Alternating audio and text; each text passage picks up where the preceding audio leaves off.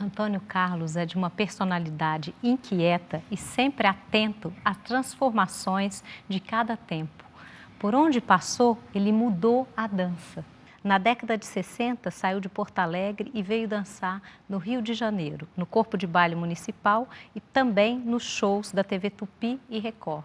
Na década de 70, ele foi a figura fundamental na transformação do Corpo de Baile Municipal de São Paulo. E nos anos 80 ele foi para Salvador, onde criou o Balé do Teatro Castro Alves. Lá ele se manteve até 2005, com algumas interrupções. Também foi nessa cidade que ele iniciou a fotografia, a sua grande paixão do momento. Antônio Carlos, com sua generosidade, congregou muitos artistas à sua volta e apontou diferentes e novos caminhos para a dança.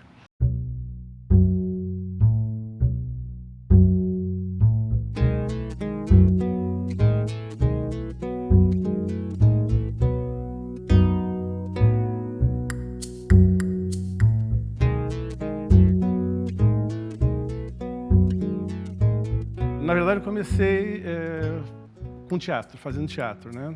E eu achei que para ser um ator decente, precisaria estudar dança, né? Mas aí eu fui me envolvendo muito com a dança. Me apaixonei por uma bailarina também, e aí foi fulminante. Aí fiquei com a dança mesmo. E você veio para o Rio de Janeiro motivado pela dança. Naquela época, a única companhia mais ou menos profissional era o Teatro Municipal do Rio de Janeiro, era o único lugar. Era Teatro Municipal das 9 às 2, depois à tarde televisão, né? Fazendo os programas, até que eu fazia ao vivo, né? Na verdade, ainda não tinha um videotape, né? Aí no horário da televisão, 8, 9 horas, fazia os programas musicais, ainda bem que eram muitos, até se tinha bastante trabalho. E depois dali, os shows. Aí terminavam 1h30 da manhã, você chegava em casa 2h30, 3 horas, e no outro dia às 9 horas. Era o cotidiano.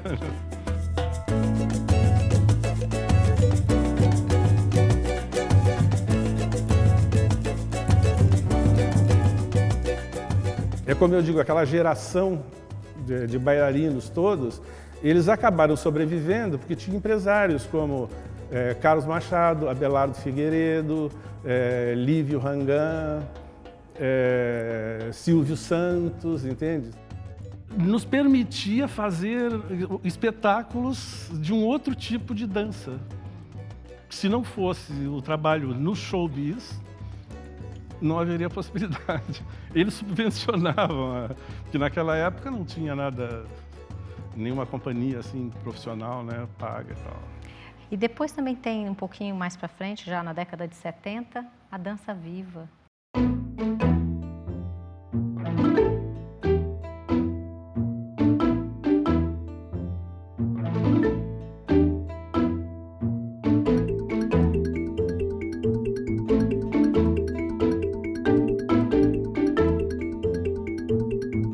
O Dança Viva foi um momento muito especial aqui em São Paulo. Nós nos reunimos, no caso, no início com a Ansaldi, né? A Ira, e também participava a Marilene Silva, uma época, depois a Pat Brown. E era uma preocupação assim de querer trazer para os espetáculos que a gente fazia o mesmo público que tinha interesse de assistir as peças de teatro, assistir outras coisas, né? Dançávamos sobre o depoimento das pessoas, o que elas falavam, o que era a dança para cada uma daquelas pessoas, né? Foi um outro tipo de enfoque na dança. Eu acho que foi um momento de grito, de desespero, né? Nosso. É toda uma geração que não conseguia realmente dançar, criar sua arte, falar da sua profissão, da sua arte. Era uma coisa muito difícil. E foi um espetáculo que eu acho que graças à generosidade do BARD, né, no Museu de Arte de São Paulo, que nos abriu as portas gentilmente, e a generosidade de todos os nossos colegas que nos deram a possibilidade de produzir esse espetáculo, né? Éramos 4 bailarinos que falávamos da nossa condição como artistas. E tivemos a possibilidade não só de fazer essa série de espetáculos no MASP, como também viajar para algumas cidades do interior de São Paulo. Fizemos uma temporada, o que foi maravilhoso, porque isso que era difícil. Se ensaiava muito, fazia 2 espetáculos, depois acabava. Então, nós falávamos justamente sobre isso no Dança Viva. Era que a dança estivesse viva.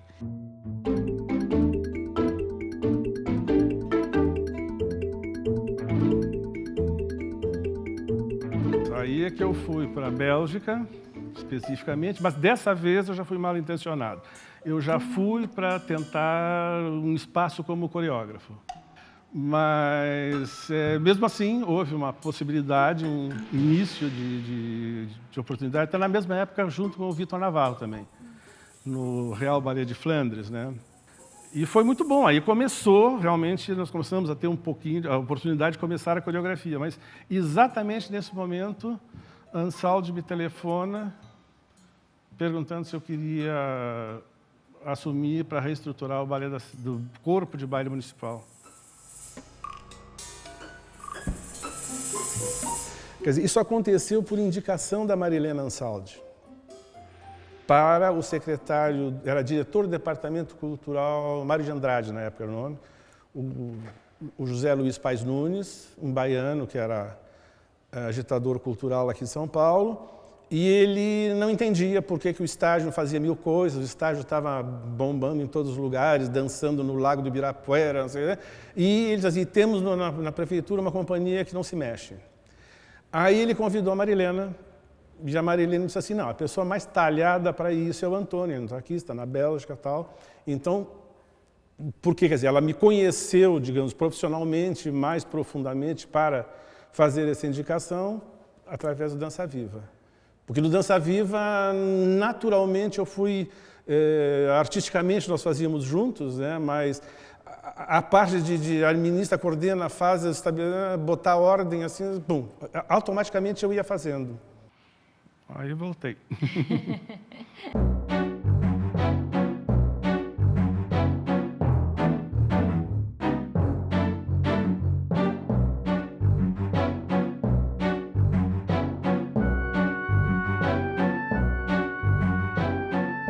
Você começou comentando todo esse movimento que, de alguma forma, também leva a esse desejo da transformação do Corpo de Baile Municipal, né?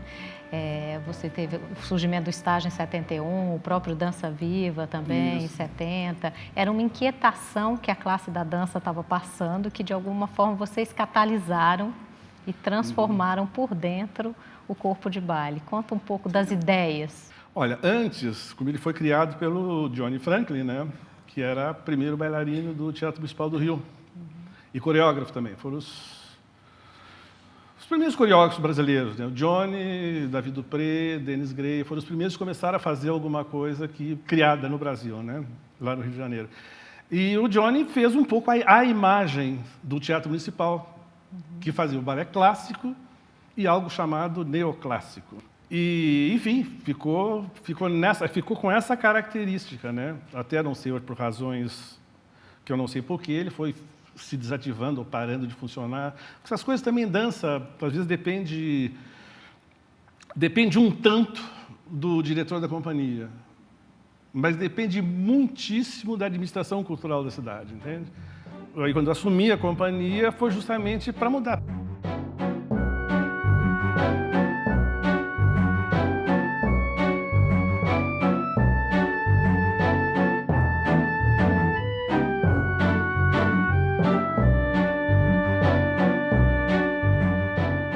Antonio escolheu um grupo excelente para essa primeira direção, que era Iracechi Cardoso, Marilena Ansaldi e também trazia de fora Víctor Navarro. Essa equipe e mais outras pessoas que aos poucos ele foi acrescentando, como a Ivone Satie, a Cleusa Fernandes, a própria Ruth Raju, foram pessoas que corresponderiam para ajudar a um excelente crescimento daquela companhia.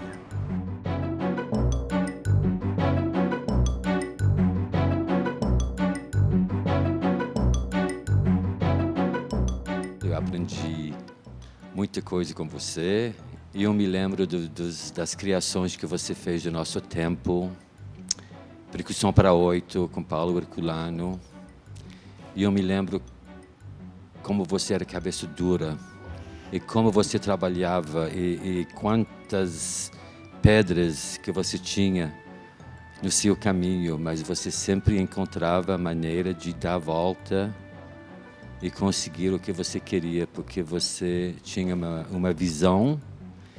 E você ficava atrás da gente mesmo, porque nós sabíamos que você nos amava muito e que você amava seu trabalho. E na época havia na companhia lindas bailarinas como Iraciti, Sônia Mota, Leia Raves, Rosângela, Mônica, Carlos, Dimitri. Havia tanta gente boa que não sabia, muitos não sabiam o que você queria. Era uma coisa nova para muitas pessoas que tinham acabado de tirar as sapatilhas de pontas, não?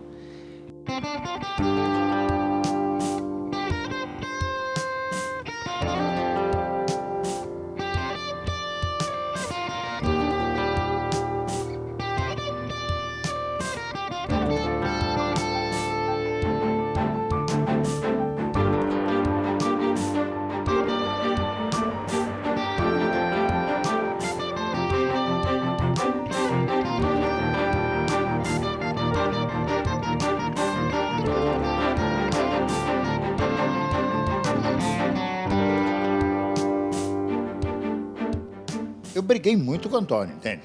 Mas foi muito bom trabalhar com ele, né? Foi onde eu fiz música de balé, uma coisa diferente, que eu nunca tinha feito. Eu fazia música de teatro, mas de balé foi essas vezes e foi muito bom, eu gostei muito. E era toda a companhia, não era só o Antônio Carlos, sabe? Era um envolvimento da companhia inteira.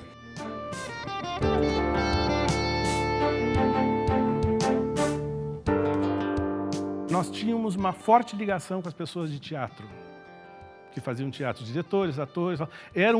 Nós participávamos desse mundo, não era do mundo do conto de fada, do balé clássico, né? Era outra coisa. Então, essa convivência foi dando uma outra formação, né? E foi muito importante para o público, a imprensa. Até foi citado na época que mudou a relação companhia com imprensa. Começou, imagina essas novidades, press release, não sei mais o quê, fotografias identificadas que iam para os jornais, um determinado... Enfim, muita coisa que foi mudando e teve esse retorno de público, de coisas desse repertório que nós fazíamos, que era basicamente coreografias do Vitor Navarro, no início do Vitor e minhas, né? Depois também o Oscar Arraes fez, depois que entrou o Luiz Arrieta, né?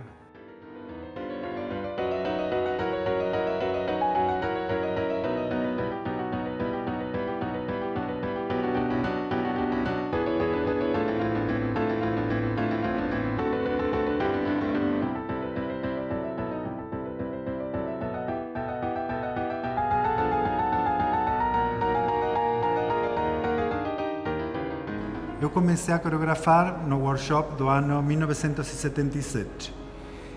Muito impulsionado, mais do que impulsionado, empurrado. Antônio praticamente me deu um chute para que eu começasse a coreografar, porque eu, um pouco quase desatento, deixava passar esta oportunidade. Antônio tem uma capacidade de olheiro como no futebol. Antônio sabe observar nas pessoas aquilo que cada pessoa pode realizar com melhor eficácia. Ele me levou ao plano da expressão, e pelo qual eu sou infinitamente grato, porque a coreografia tem se convertido para mim na maneira de me expressar.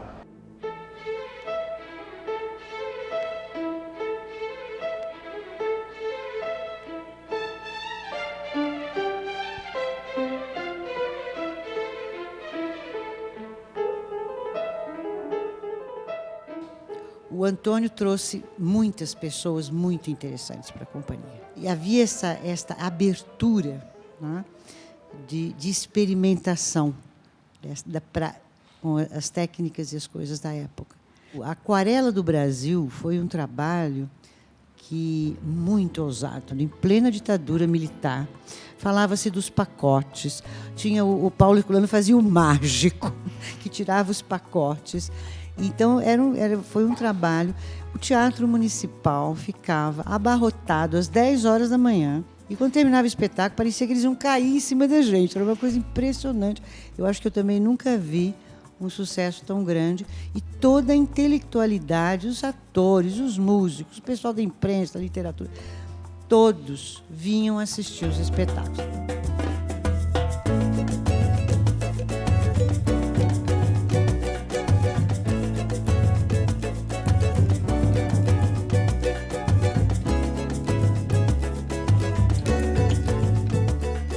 Esse projeto de unir as artes, que era também uma ideia da década de 70, de estarmos todos juntos, ele a realizou com muito valor, né? Deixou uma marca muito forte em São Paulo, de toda a sua direção.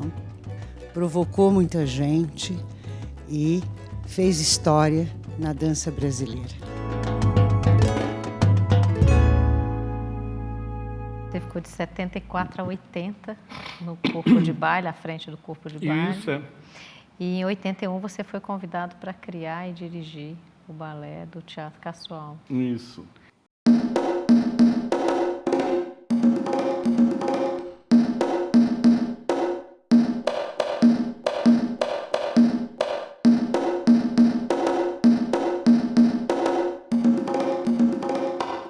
Culpa da Aquarela também, quando nós passamos lá, que o Paulo apresentou com o Salvador.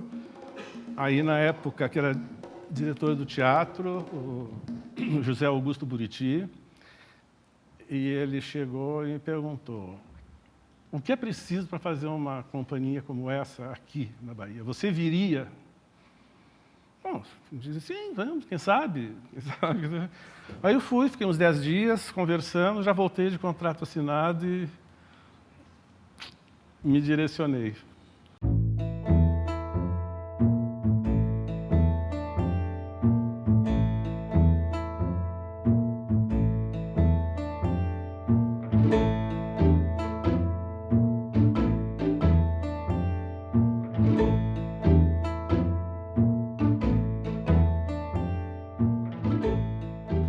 Foi a melhor coisa que me aconteceu na vida. Essa Bahia tem encantos, né? E você lá teve um assento diferente na companhia. Você fez toda essa revolução aqui em São Paulo, mas lá você encontrou bailarinos com corpos distintos, com formações diferentes, e você acabou trazendo uma marca distinta, né? O material humano é completamente diferente, né? É outro tipo de bailarino, né? Quer dizer, as pessoas sempre tiveram... os bailarinos chegavam perto da companhia, desde a audição. Por exemplo, na audição, eu convidei o Vitor, e aí foi a Ariane, a Xerique, né, que dançava no Balé da Cidade, mas ela foi para lá como assistente, né, da companhia. Enfim, foi meu braço direito para montar aquela companhia lá no início, dos 3 primeiros anos, principalmente, né? Mas nós fomos observando na audição, claro, tinha aquela básica de balé para fazer, alguma coisa de dança moderna, tal coisa, e alguma coisa de dança afro, de dança, do movimento mais natural que cada um deles pudesse apresentar. Então, realmente, foi uma questão de investir num outro tipo de material humano, entende? Menos técnico e mais visceral.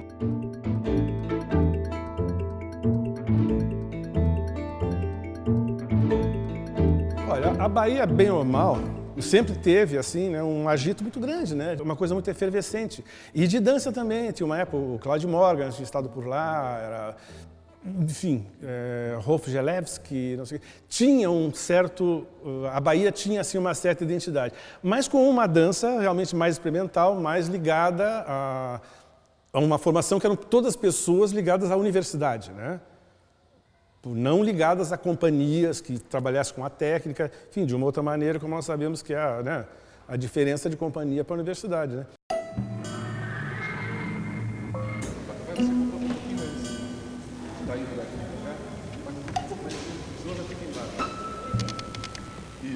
Antônio Carlos trouxe um nível de exigência, de disciplina, de trabalho, que era, digamos assim, uma novidade.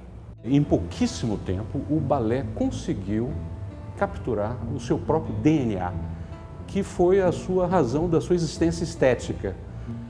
Ele trouxe os melhores coreógrafos do Brasil, como Arraiz, Arrieta, Botelho, enfim.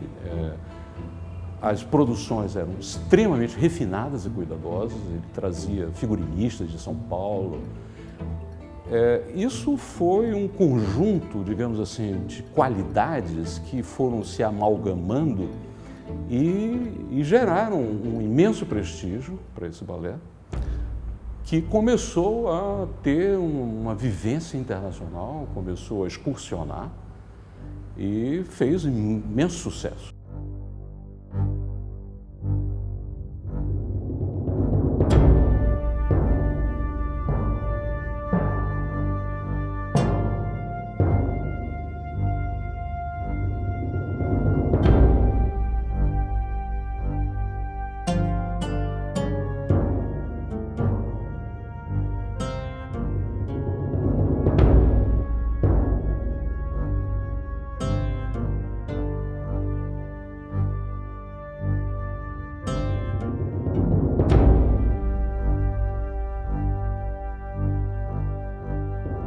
Curiosamente, tenho tido a sorte de poder fazer para o Ballet da Bahia uma das coreografias que eles levaram por mais tempo, durante 25 anos, o Ballet Sanctus, conhecido na Europa e na Alemanha especialmente como Revelations do Brasil, fazendo menção ao Revelation de Albinelli, né?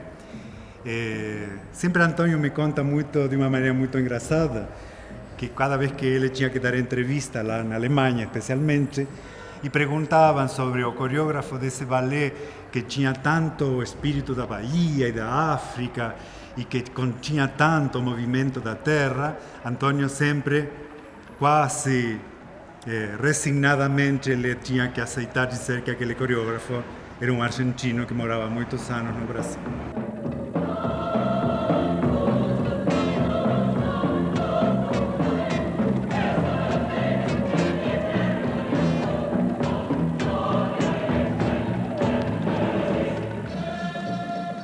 Em princípio, digamos assim, do diretor do teatro ao governador, era uma linha só, querendo levar a companhia ao máximo, entende?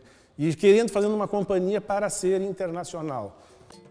O balé se apresentou nos Estados Unidos, em Nova York, no Joyce, Londres, na Itália, em várias cidades da Itália. Na Áustria também foi fantástico. Na Alemanha foi Weimar, foi vários festivais importantes na Alemanha. Então uma companhia ganhou assim, notabilidade, né? Temos que ligar Cardoso à vida da dança na Bahia, a vida da dança que ele cuidou com muito carinho, com muito amor, com muita paixão, com muita dedicação.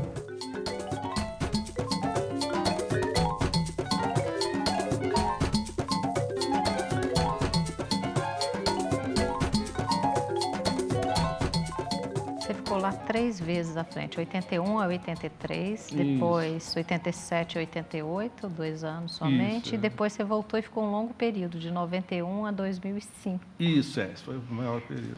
Então, cada volta era uma reconstrução.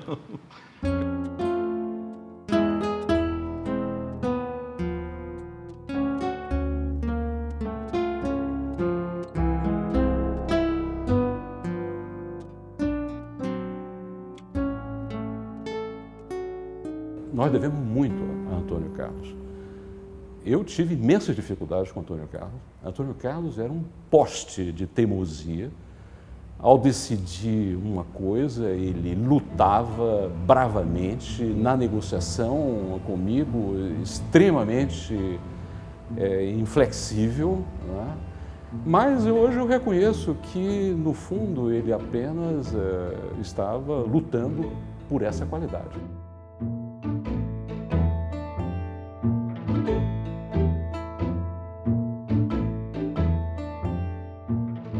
quem trabalhou com o Antônio e não brigou com ele, não trabalhou com ele.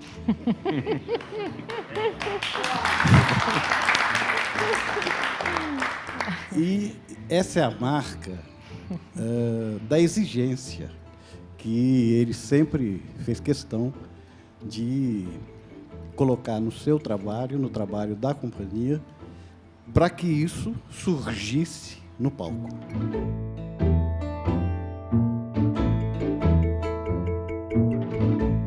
Eu acho que o Antônio é uma pessoa generosa também, dura, assim, insistente. Ele move montanhas. E eu acho que para a arte é isso que precisa, senão é um leão por dia, mas ali era montanhas. Eu acho que na dança são montanhas. E nós estamos juntos, vamos continuar, até não sei quando, né, Antônio? Eu espero espetáculos, mas ele agora está dando uma de fotógrafo, assim, né? Eu acho que tu é um presente, assim. Foi um grande passo na minha carreira profissional, sem dúvida. Aprendi, me ensinou.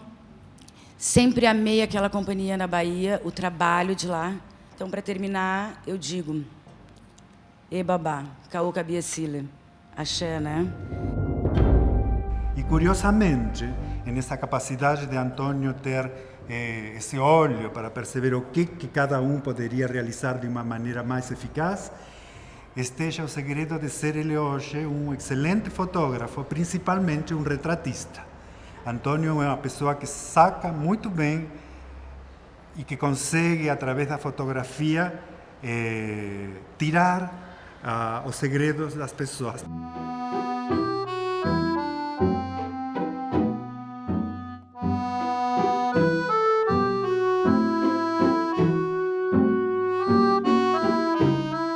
E eu fui me afastando da criação coreográfica, né? Eu fiz uma versão da suíte do Pássaro de Fogo, que as coisas estavam mudando, eu não estava conseguindo me sentir criativo naquilo, me sentia menos, o meu trabalho muito menos interessante do que os coreógrafos que eu trazia. E eu digo, vou insistir por quê? Né? Aí aquela coisa de diretor, né? Que tinha que escolher o coreógrafo. Aí o diretor Antônio demitiu o coreógrafo Antônio.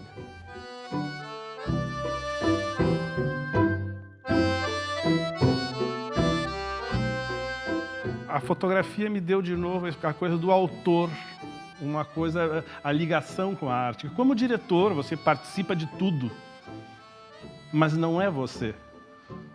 A coreografia tem autor, tem gente, tem pessoas específicas que dançam aquilo, tem quem ensaia, tem quem ilumina, tem quem bota no palco, enfim, existe aquilo. O diretor ele é um pouco por trás de tudo isso, né? Mas não tem uma... Como diz, às vezes fica uma coisa meio um pouco de frustração. Talvez por eu ter sido coreógrafo, né? Enfim, a fotografia me deu tudo isso, mudou a minha vida, eu diria.